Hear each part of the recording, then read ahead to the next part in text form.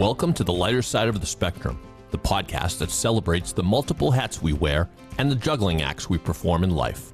Whether you're parenting kids and teens on the autism spectrum, navigating the ever-evolving healthcare industry, or building a more inclusive and impactful world, this is your space to find connection, inspiration, and growth.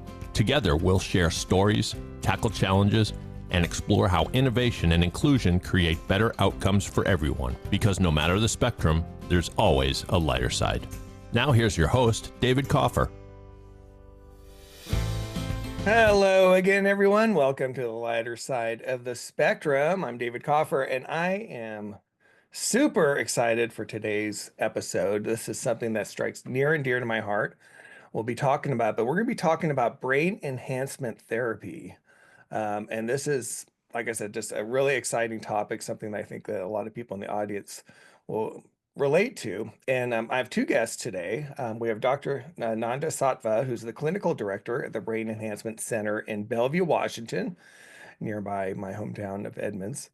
Excuse me. And also we have Angela Aronica, who's the CEO of Brain Enhancement Center. They've opened that up within the last couple of years. We're going to be talking about that. So I'm just going to give a little bit of a background on each, and you guys could certainly step in. First of all, thanks for joining me. Thank you for having us. Thanks for having us, David. Yeah, it's going to be really great. So, Dr. Nanda, as he's known, like I say, is the clinical director. He's a holistic neotherapist, is that correct? And educator who blends advanced neuroscience with a deep understanding of human healing. He holds a doctorate in chiropractic medicine, has completed over 70 certifications, and is currently completing advanced degrees in functional medicine and integrative nutrition. Dr. Nanda's mission is to empower individuals with the tools they need to align body, brain, and spirit. And today we'll explore what that looks like through the lens of neurotherapy. And then Angela, as I mentioned, is the CEO of Brain Enhancement Center. She's at the forefront of their commitment to unlock the full potential of the human mind. Angela brings a unique blend of expertise to BEC.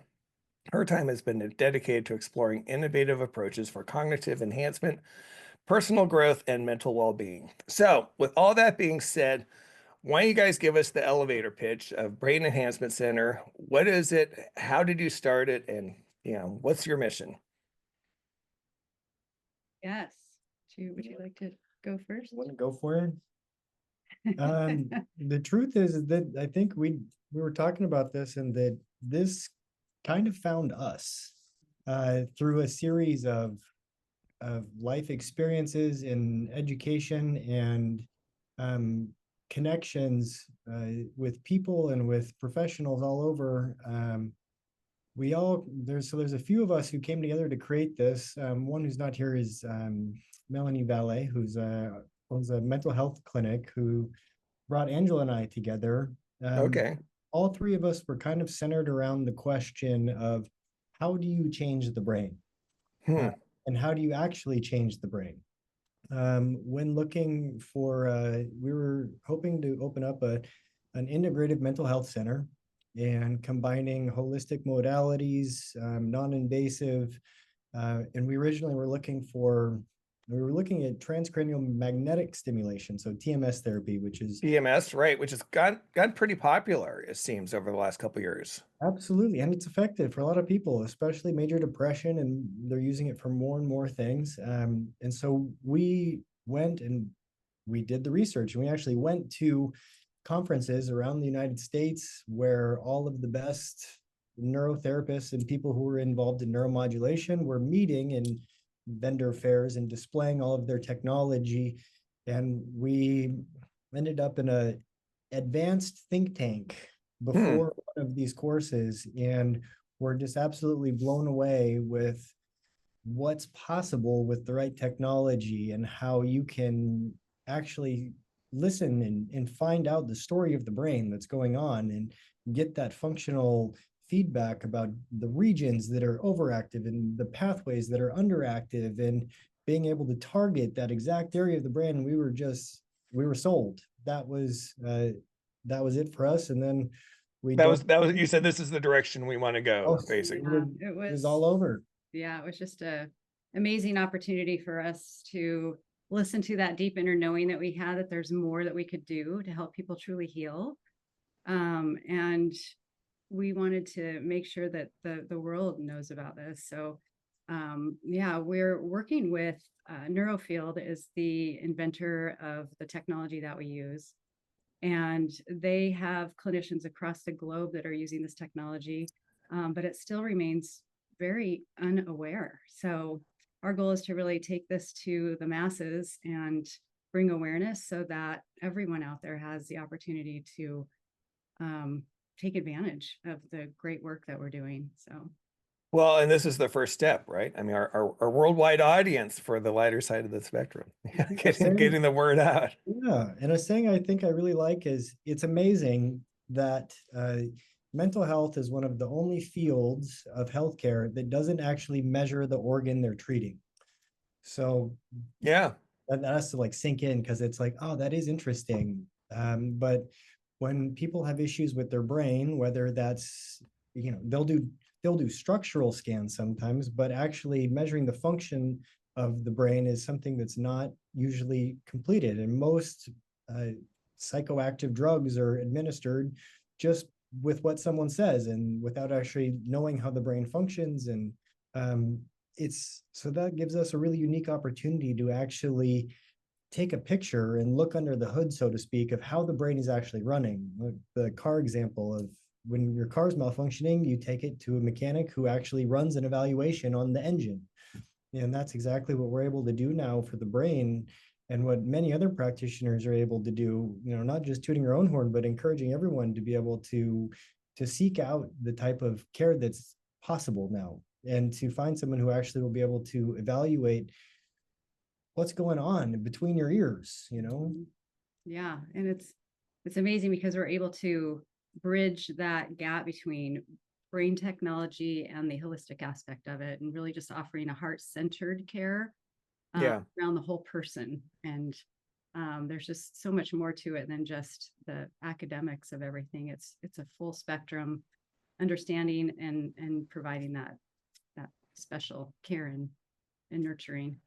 So give us a sense of the timeline. So from the time you kind of discover this and said, this is, the path we want to go on to where you are today.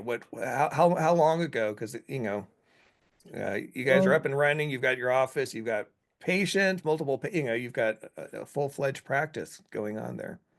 I mean, so I completed medical school about 10 years ago. Then after that went into simultaneously a master's in human nutrition and functional medicine. And so was really passionate about alternative types of healthcare. And then I did a lot of integrative things, worked at a water fasting center where people have nothing but water for up to 40 days. And that was an amazing experience. 80 patients facility with 14 to 15 integrative doctors of every type. And we would talk about every patient in the facility every week. And that really opened my eyes to the power of natural healing and how the body wants to heal. The body wants to be well, and it wants to perform well, and it wants to be efficient. Then it can get stuck in patterns, or it can develop patterns that are inefficient. Mm-hmm. Right. And so after many years, when I actually met our other partner, Melanie, who was a patient there, who did a 14-day long fast, and we joined forces to try to create integrative, holistic experiences for people. And we hosted some retreats in Costa Rica and Guatemala. And then we came back to the United States, and about 3 years ago, is when we really kind of got into how we wanted to focus on the innovative and transdisciplinary mental health focus. And then the Brain Enhancement Center was born, and we started off like a real Apple or yeah, startup, right? A real startup mentality. Amazon in the garage. And then we moved into an office, and we've been in this location for almost a year now. Okay. Let's dive into it. And again, for people who don't know, can you give us a plain language explanation of what is brain enhancement therapy, and how does it work? Because again, it's really kind of this unknown thing. As we've talked about, I'd never heard of it before. We'd come across it, So I think a lot of people are really curious about it. Oh, you want to get the simple version, and I'll go for the Sure. The simple version. We want the simple version. Yeah. So as Dr. Nanda mentioned, so much of the mental health industry doesn't measure the organs. So we start with measuring your brain through a 19-channel QEEG, and that measures your brain waves. We do that with eyes open, eyes closed, so we can get a full picture. And going back to the car analysis, this is the car when it's idling. And then we do a series of other tests, visual and auditory, and that's where we put the gas on the engine to see what's happening. And we take that data and we're able to utilize the software that Neurofield has created over the past and evolved over the past 25 years to really source localize what's going on in the brain. And so we can see where there's lack of connection, where there's something that's too fast or too slow, high power, low power, and we're able to really customize the treatment in the protocols that we use based on what's happening. And those conditions can show symptoms in the form of anxiety, depression, OCD, PTSD, all the way through cognitive decline, memory issues, autism, epilepsy. So it's a phenomenal modality to be able to assist with those types of conditions. And there's testimony and study after study over the past 30 plus years that really depict the efficacy around it and the beautiful outcomes that so many have experienced. Yeah, I think that's what's really interesting. Sorry, Nanda, I didn't mean to cut you off, go ahead. but I was just going to say, and we'll talk about it a little bit more in this episode. And we're also going to do part 2 for listeners to talk about our own experience, because we are going through brain enhancement therapy for our 19-year-old autistic non-speaking son Stone, and are seeing some really amazing and promising results. Like I said, we want to get into that more, but the point of this first episode is really to kind of get into what is brain enhancement therapy and help people understand its potential in a lot of different areas. Obviously, autism is the one near and dear to our heart, but there are some other areas. And so I thought it was interesting. It's, again, when you talk about the process, that this is the brain mapping. You call this, this is the brain mapping step where you go through it, and it takes about 90 minutes or so. Yeah. And then from there, you have very detailed analysis. And what I was going to mention is, I think a lot of people, myself included, may have a general knowledge or general understanding that that there are different parts of the brain kind of responsible for different actions and what we do. Like, it's not just like one big brain and you hear kind of left brain, right brain. It's much more detailed than that. And because of that, you're able to target those areas of brains depending on what you are able to uncover once you lift the hood and look, hear the engine idling and revved up. Yeah, and that's the beauty of, so to get a little bit deeper on that, that's the beauty of neuromodulation. And that's the era that we're in now, is actually being able to, so neuro, the brain, and modulation, to be actually to change or modulate the activity and or function of the brain. And so that's really what all these non-invasive brain stimulation technologies are, whether that's transcranial direct current stimulation, transcranial alternating, photobiomodulation, pulse electromagnetic field. So these are all different types of energy that we're able to now harness to change or modulate the way the brain is functioning. And there's electrical energy that we can put in where we can actually speak the language of the brain. So like a computer uses ones and zeros to code all of the operations. The brain uses 5 different brain waves. And we can actually measure the percentage and the power and exactly where in the brain what's generating those frequencies, and then compare them to normative databases, and then compare them to relative to one individual's brain, how that works. And once we're able to identify that, we can use electrical energy in the form of an actual brainwave to entrain or teach the brain how to behave differently, whether it's activating or speeding up a region, or we're teaching the brain to calm down and slow down the activity of that region. And then we can use light energy, which actually goes into the cell, and it goes into the mitochondria of the cell, into the electron transport chain of the mitochondria. And that's where we actually generate ATP, adenosine triphosphate, the energy molecule, which is the body's currency. That's what the body uses to do everything. And so when we are able to increase the energy production, that's like putting a bunch of money into the cell's bank account, where now the cell can take out the trash, also known as get rid of inflammation. The cell can Oh yeah, that's huge. it can build new apartment complexes or neurogenesis. It can grow new brain cells, and it can build new proteins, and it can do all of these things that it wants to do, but it just didn't have the energy or the currency to be able to perform these actions before.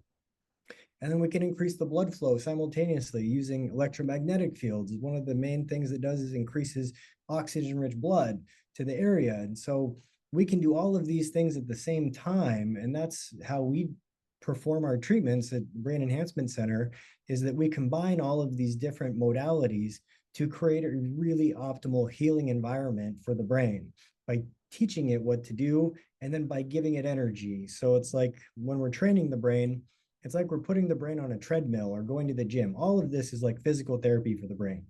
And that's the best example for what it is there are now techniques that are available that's like physical therapy for the brain directly. And it's like, so we put it on the treadmill and then we give it the energy to keep going and to keep running and to keep working. And those results last for after the treatment is over. And I know we've talked, Dave, about that you did a lot of biological type stuff using nutritional interventions and oh yeah, tons. Yeah, a lot of biomed. and that's a roundabout way to get to the brain though, right? Like yes, Right. it's all holistic and it's all connected, but it's not actually targeted at the organ itself. Right. Right. Yeah. It affects It's a very indirect way. I mean, and they're all great. You know, the yeah. biomedical stuff like in nutrition, super important. All of that stuff has profound effects. But this is just a innovative and amazing way that we're able to go right to the source and find the area we want. And we know through neuroimaging that we can actually target structures that are deep in the brain, like for the brain stem itself, 4 to 6 inches through the skull. We're able to get the signal and the information where we want it, and then we can actually measure the change. And that's the one, another beauty that I love is that for anyone suffering from any type of issue with their brain, if you actually look under the hood and get your brain mapped, you now have information, and information is power, where you can actually then track what the function of the brain, where before you're just guessing and you're looking at symptoms and it's kind of guesswork. When you can actually, it's like blood work for your brain, where you can actually, okay, now I'm making improvements. We're moving in the right direction. And so that's really, there's so much power to what we're doing. It's amazing. Well, it's really two parts, like you said, in terms of kind of the proof points for you to know, or for the patient to know whether or not that's working. Is A, do they feel it? Are they noticing changes themselves, right? I mean, that's kind of the obvious one. I guess you could say, there's a potential for a placebo effect or something like that. I'm just saying if that's a possibility, but when you combine that with, the baseline brain mapping and the imagery that, are able to collect and showcase, like, you've been able to show me kind of these before and after images, we can actually say, okay, look, here's where there was, again, the jargon, but, this much activity, but now there's not, or, you can clearly see it. Like you said, it shows that there was an actual physical change in the brain, and you can't deny that. Right. And I think there's an example in healthcare that I've heard that really is powerful that struck me one time, which is you have 3 options for a provider that you can see.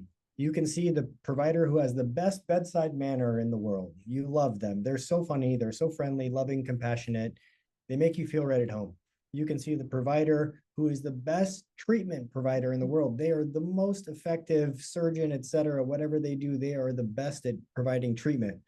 Or you can see a third provider who's the best diagnostician in the world.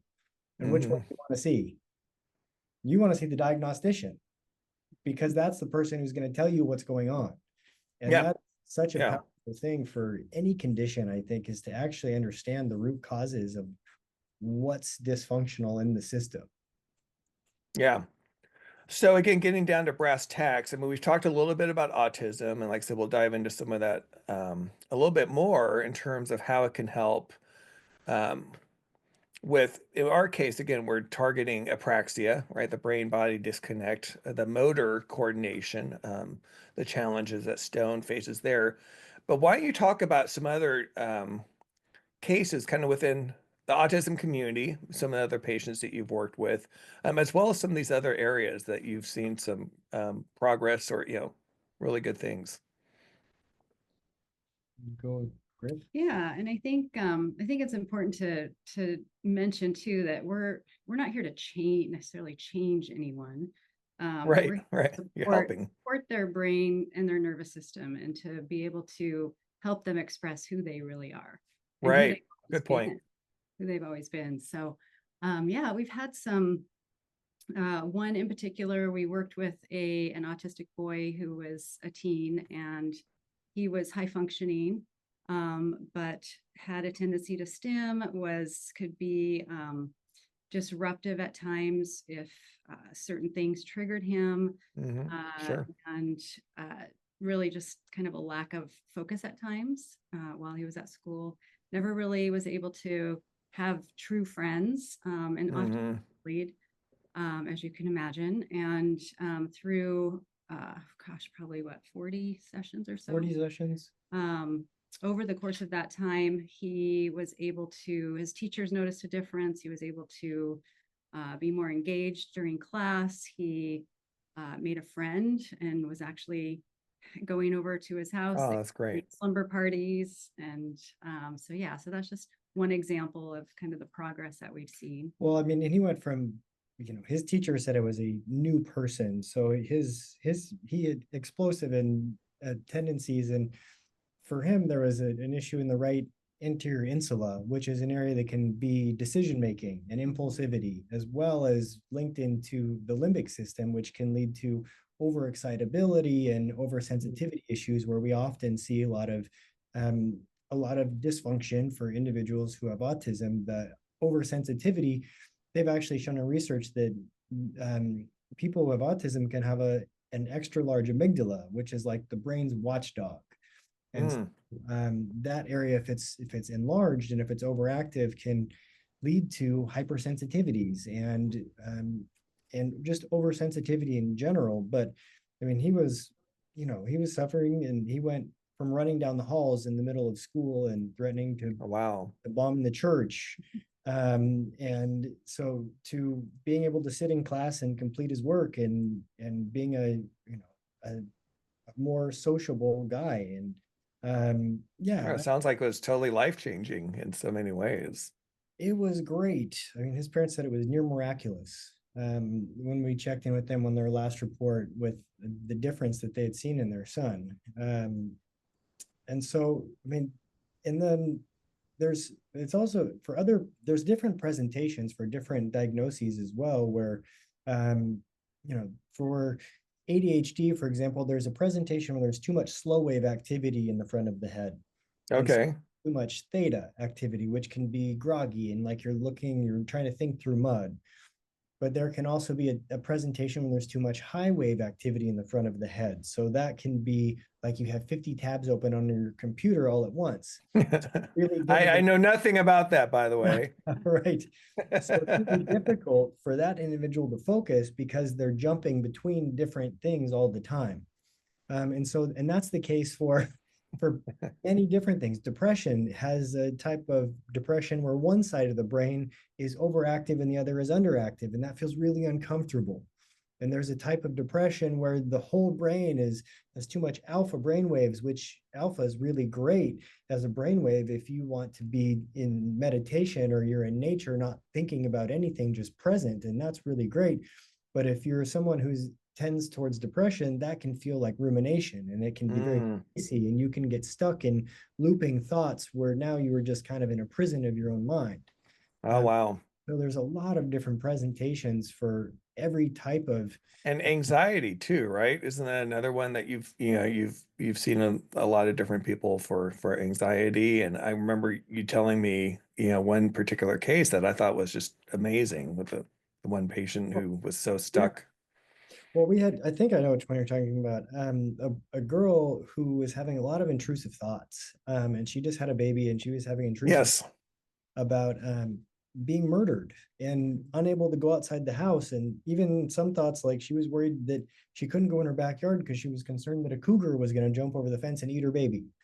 And or in the shower and worried someone was going to murder them. I mean, just really unpleasant thoughts. Yeah, really intense and debilitating, right? I mean, these are things Yeah. that just, if once they get in there, you could see where it would just be super debilitating.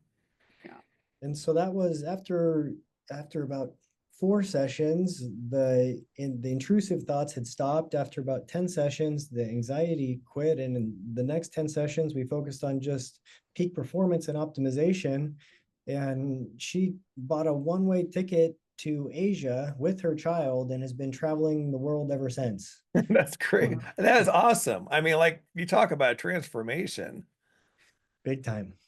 That's big time transformation.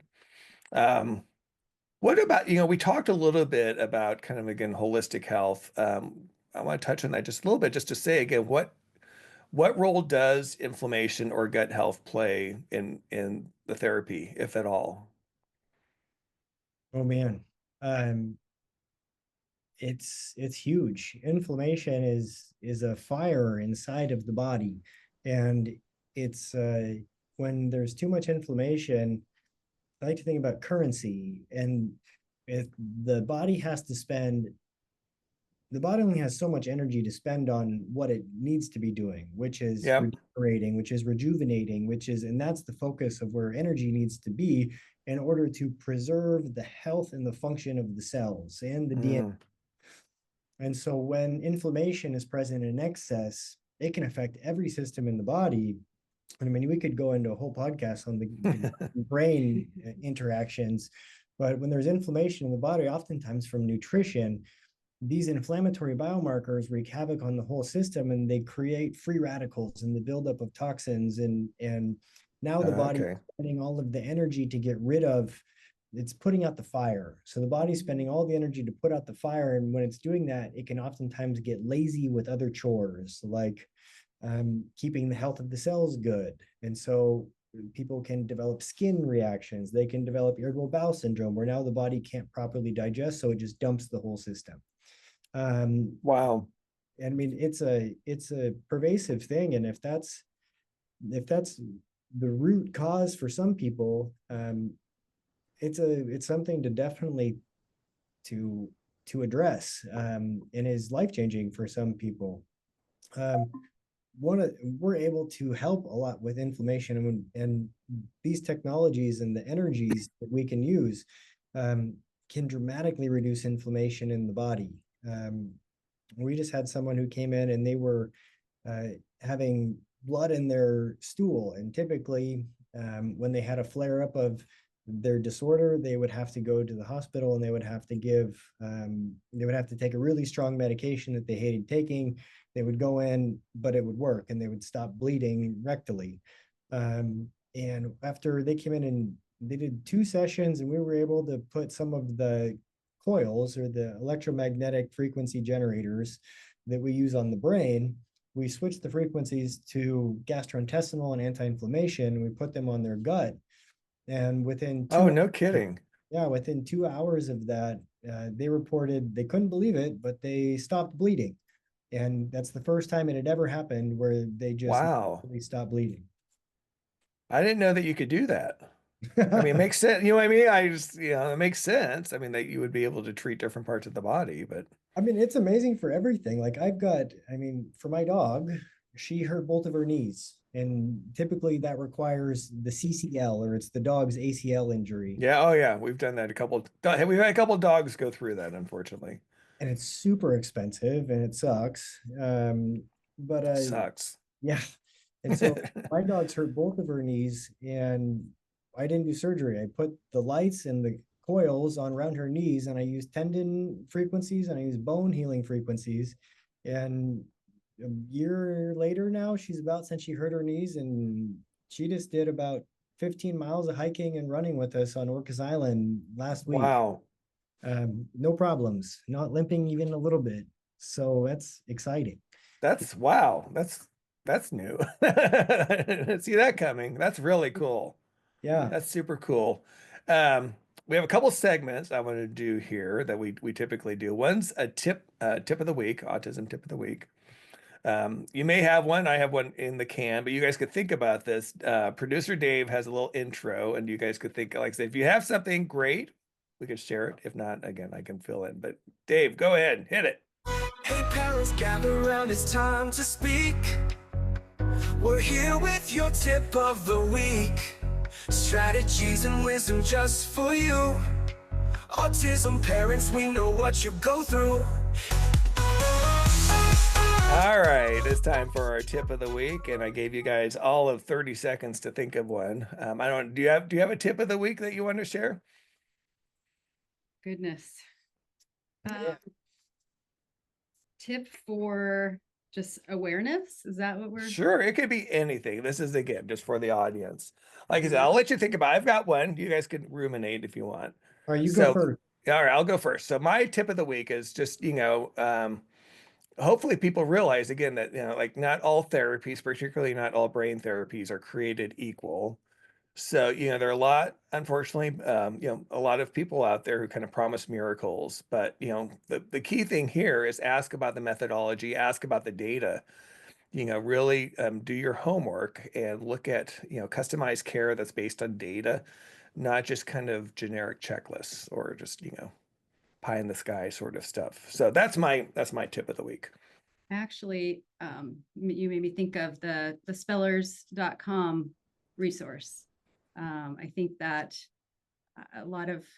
unfortunately, a lot of parents of autistic non-speakers don't have or aren't aware of all the resources. And that's a really good starting point for them to utilize and understand that there is intelligence in there and brilliance in there, and they just haven't figured out how to communicate in a way that now we know Stone is able to do. So Yeah, it's clearly a case of being trapped in their own minds, right? And presuming competence and giving them the tools to help them express themselves is everything.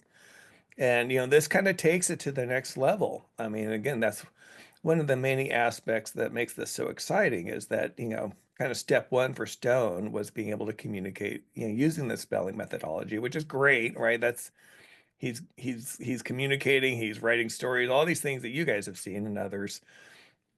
But what he really wants to do, just like everyone else, he wants to speak. He wants to be able to talk. He wants to give speeches. That's that's his goal. That's what he's working towards. And we I'd say he's going to do it. I've seen it before. But to your point, you're right. In training right now. I believe it. I've got my tip of the week is that I prepared like a 20 some odd page PDF for you and your listeners on autism and non-invasive brain stimulation. Oh, cool. And so that'll be complete with a bunch of references and a breakdown of just some stats about autism and as well as a little bit of information and some studies on the different modalities that are available that are helping people all over the world. That's great. That's great. And if people will be able to download that, we'll have the URL in the show notes. Of course, it's Brain Enhancement Center.org. So it's pretty easy to remember. Okay, we have another segment. You guys get 30 seconds to think of. Actually, I have this prepared on my side too, but we like to do a fact or fiction, autism fact or fiction, or again, we could broaden it to healthcare. So this is where we like to make a statement, maybe a stereotype or an assumption, and then just kind of say, is this fact or is this fiction? So, all right, Dave, we got another intro. Get QuickTime ready, and here we go. This is Autism Fact or Fiction. We're breaking down what's real, what's rumor, and what might surprise you. Let's go. All right, so I'm going to lob up a softball for you guys, and that's fact or fiction. Brain enhancement therapy is only for people with diagnosed brain injuries or severe mental conditions. fiction. Yeah, we've been talking about that, right? I mean, there's a lot of different areas that it could help. Optimizing focus, emotional regulation, memory. We talk cognitive flexibility, neurodivergent, neurotypical. And there are a lot of potential applications for brain enhancement therapy. Yes, well said. All right, um, one more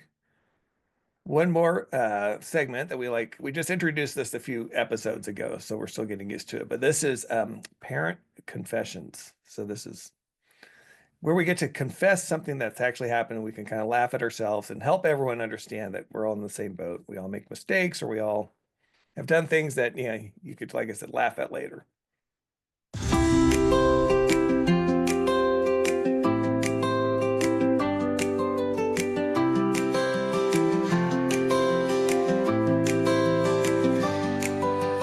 Morning routines can go astray. Found socks in the fridge one day. Laughter's the best remedy. Hey, we're just finding our own way. Mom, dad, confessions every week. Sharing joys and moments we seek. Honest tales that make us unique. Join the club, we're never meek.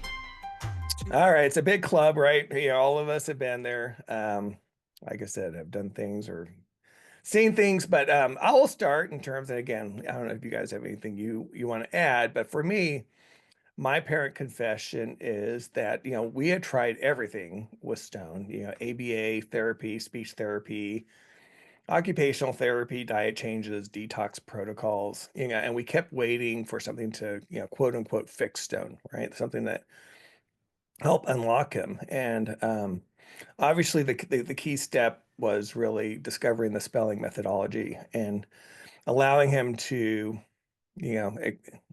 really kind of discover and help us discover who he was and all that. But, that experience, and I think, again, this is what a lot of parents can relate to, is you go through, so you hear a lot of different promises, you hear a lot of different hope is something that, over time you can kind of lose hope in, right? But that's why I was even with the connection that we had, really cautious about trying new therapies, right? And you hear something about brain enhancement therapy, you get, and again, there's probably people here saying like it sounds too good to be true, right?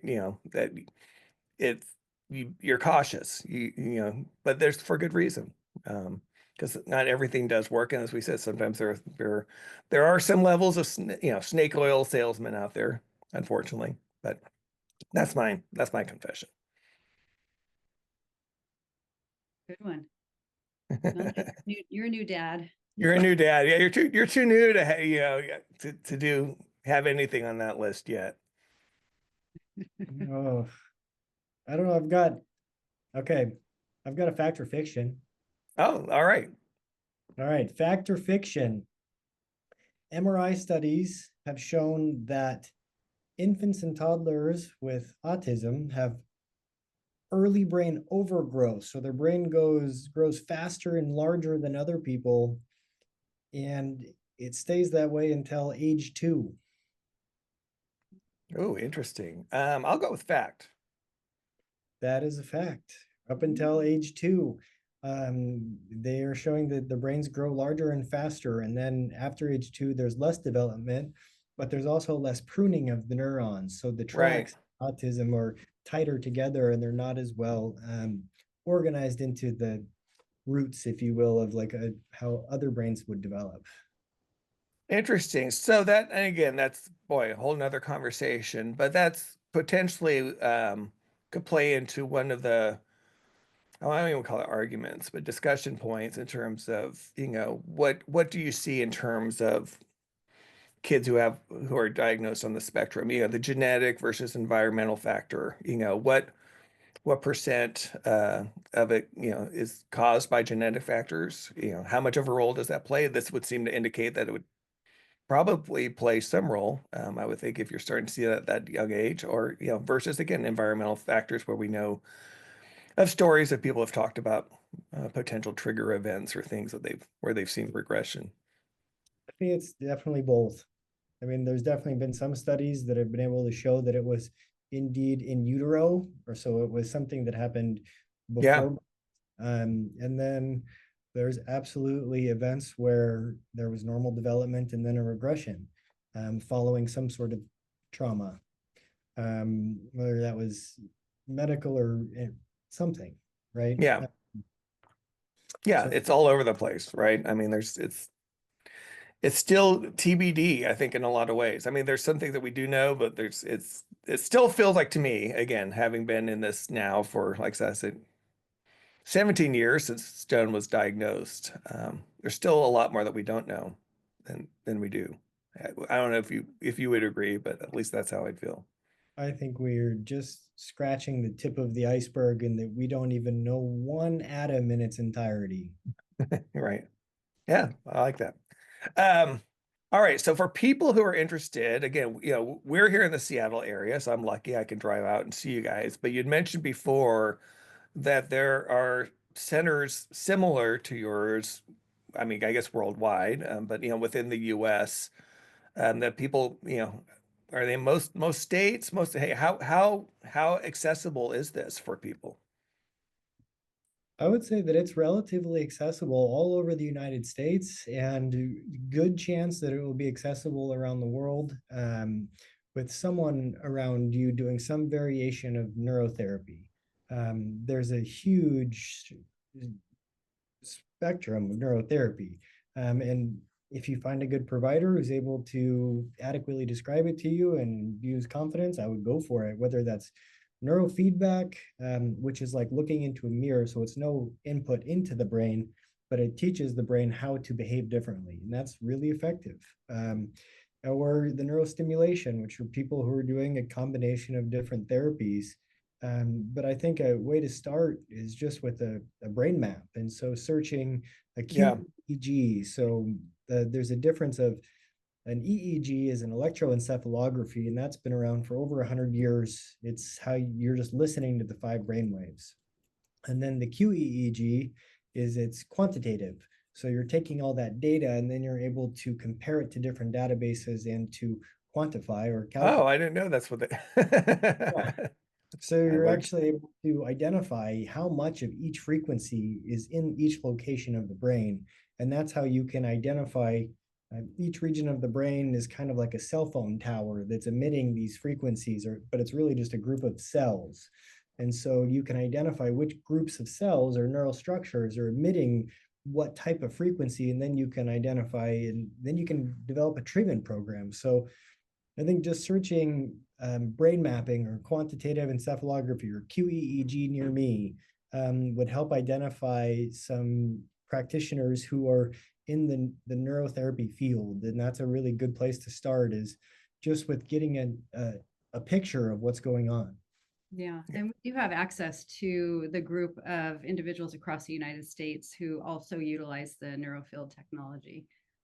So we would be happy to provide that information. So people can just reach out to you on your, contact you through your website, and you can help connect the dots, and at least until we get that central database that we've talked about. And again, for full disclosure, I do want to let the audience know that my marketing company, KDMC, we are providing marketing support to Brain Enhancement Center. We're happy to have them as a client. It's just a perfect fit. We've got a lot of experience in the healthcare field, and obviously, again, the personal tie-in in terms of what we're seeing with Stone and the progress there. It was just a perfect natural fit. So I'm really excited. Again, this is, you can say it's part of the promotion, but it's really part of the education. So it's 2 for 1. But I did want to disclose that just to make sure that it's full transparency.